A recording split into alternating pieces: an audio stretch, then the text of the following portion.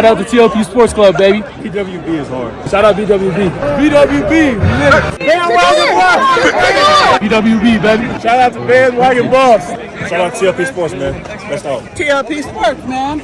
Buff Nation, what up? BWB, my bandwagon buffs. What it is, what it does, and what it's gonna be. It's your man's Harry Billion. Welcome to the Liberian Perspective. Family, do me a favor and smash that subscribe button. Make sure to give me the thumbs up. Don't forget to hit that bell notification so that you can get the video as soon as I drop it on YouTube. And always look right here in this corner where you can get your BWB merch and rep the most educated, well-informed, least delusional fan base in all, and I mean all, of college football. Don't buy the hype. Buy BWB. Bandwagon buffs. All right, family, I gotta go ahead and get into this video right now, so that's all the business I got. You know what time it is. Let's work. Buff Nation and BWB, I've been giving you guys some numbers. We have about 44 more days until the college football season opens up in September. I've been giving you guys data, more data, and some more data, and I've been giving you guys numbers. If you guys have not been watching my series, Numbers Don't Lie, Nebraska's offensive line has an average height of 6 feet 4 inches, and their average weight is 301 pounds. Their defense and their offense have the same average height. They're 6 foot 4 inches tall. Their defense's average weight is 269 pounds. That is Nebraska. When it comes to TCU, which is our first game, TCU's average height on their offense is 6'2", 6 foot 2 inches tall. They weigh about 306 pounds on average on that offensive line. Their defensive line averages about 6 foot 3 inches tall, and they weigh about 277 pounds. I'm still working on the CU Buff numbers. I should get that to you before this week is up. There's a lot of details, so those videos take a little longer.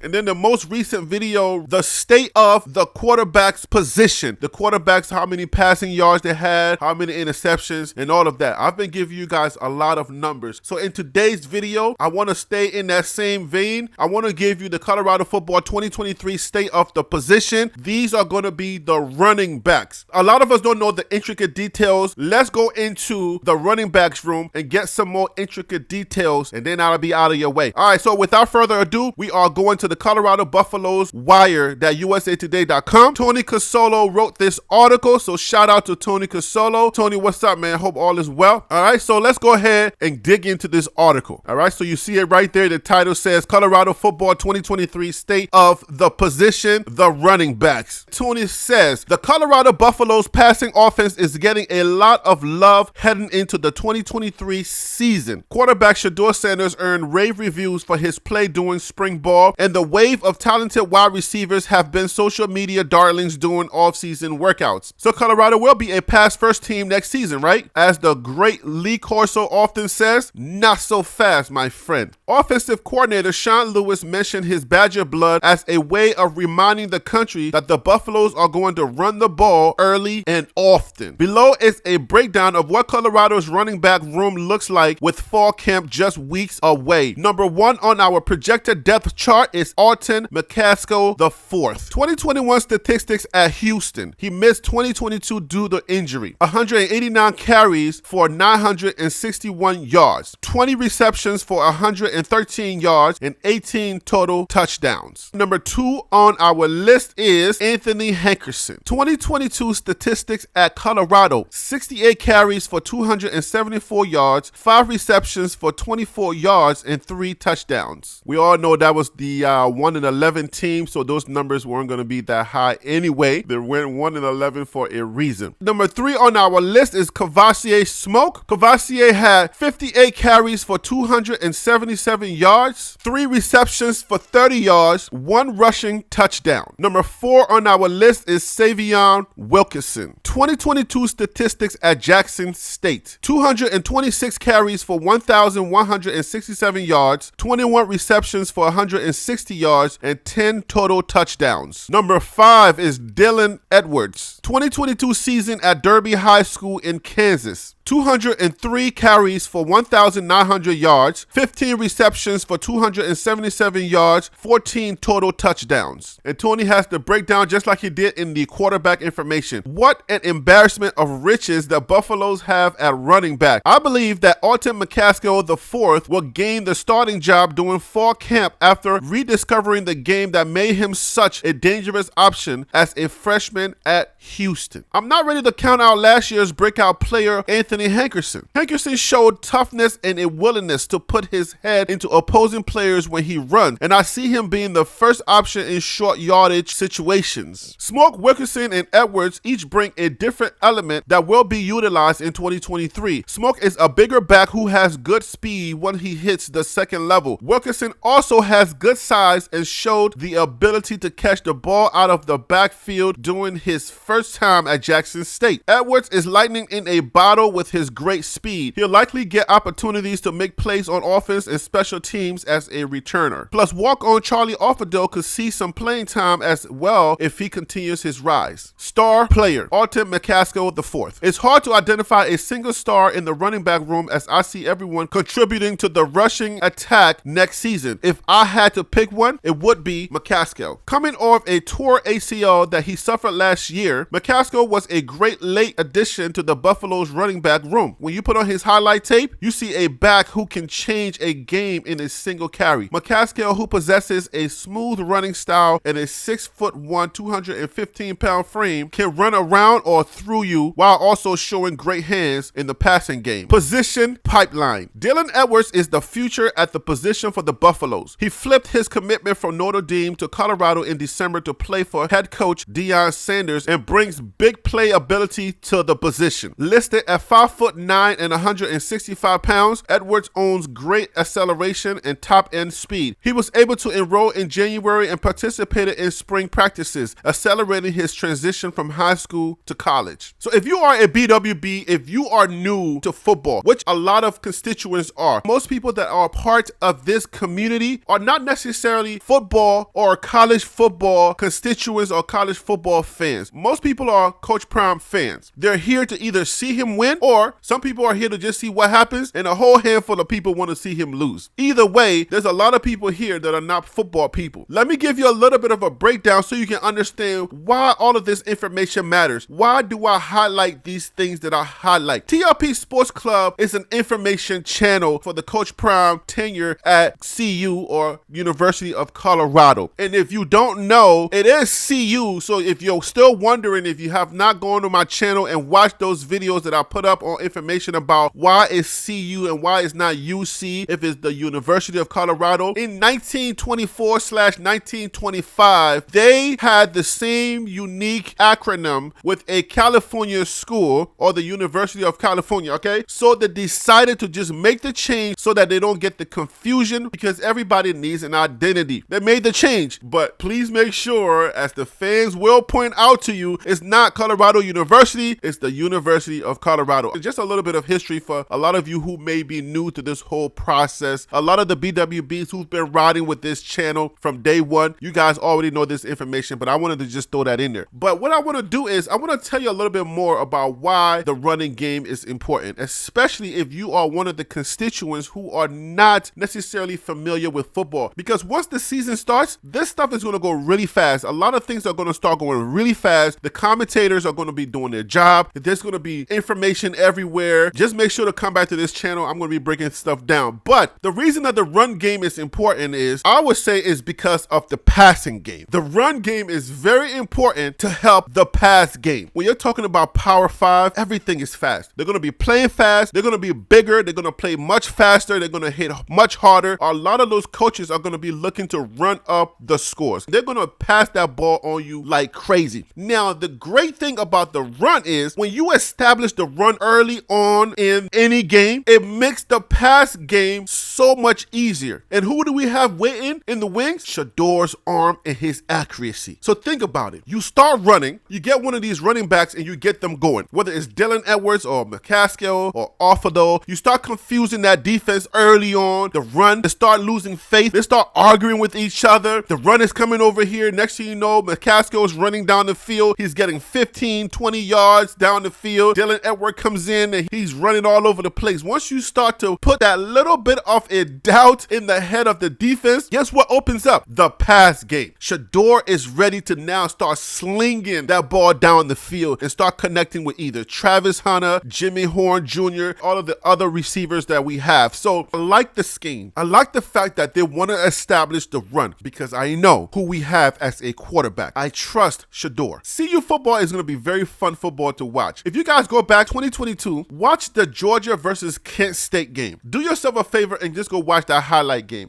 Kent State, which was Sean Lewis's team, Kent State had no reason hanging in there with Georgia. Georgia is just supposed to wipe them off the face of the earth. But just go back and go watch the highlights or go and go watch the game. Sean Lewis's offenses are fun to watch. He knows how to utilize everyone on that offense. He knows how to use the running backs, the tight ends. He knows how to use the wide receivers, the quarterbacks. We know that USC's coach is the quarterback whisperer, but Sean Lewis holds his own. When it comes to quarterbacks and position management, Sean Lewis knows how to manage that offense. It's going to be really fun watching the offense. The run game is going to be special. We know about the wide receivers. Keep in mind that the running backs are also wide receivers as well. What happens is if all of the wide receivers are covered, the running backs are usually open. Once a running back establishes himself as a sticky finger running back, it's a wrap. I mean, it's going to be a wrap because now Shedeur has several weapons that he's going to be able to throw the ball to when he gets into trouble. Because that's what you need. You need to be able to dish that ball as soon as trouble comes. We can't be taking sacks. When you get sacked, you're either losing yards or there's the potential for that ball to come out and have the other team score. So we can't have that. There's a lot of teams that focus on the pass. Their first two plays are going to be pass, get in trouble, run. Any defensive coordinator is going to figure that out quickly. All right? You're going to pass, get in trouble, run. Pass, get in trouble, run. You don't have to be a genius of a coordinator to figure out what they're about to do. You already know what type of plays to draw up because if they don't make that first down, now they're about to run. I know it's easier said than done, but if you know that they're about to run, you can put a run protection defense in and stop all of that. Run game takes you off balance. If you're able to average at least 3 yards every carry, your chances of winning that game is going to be very high. I hope this video provided some more information for a lot of you who may not have known, seeing the running backs numbers. I don't think that I've seen those numbers breaking down like that. So I want to thank Tony Casolo for those numbers. These guys always give me great information, great content for my channel. If you guys appreciate this information, please let me know in the comments. I definitely appreciate the interaction in the comments. 43 more days until the season opener. Thank you for watching and listening. I appreciate you. I'm going to leave it right there. You know who I am. I'm Harry B. And that right there was the Liberian Perspective. That's TLP Sports Club. Brah.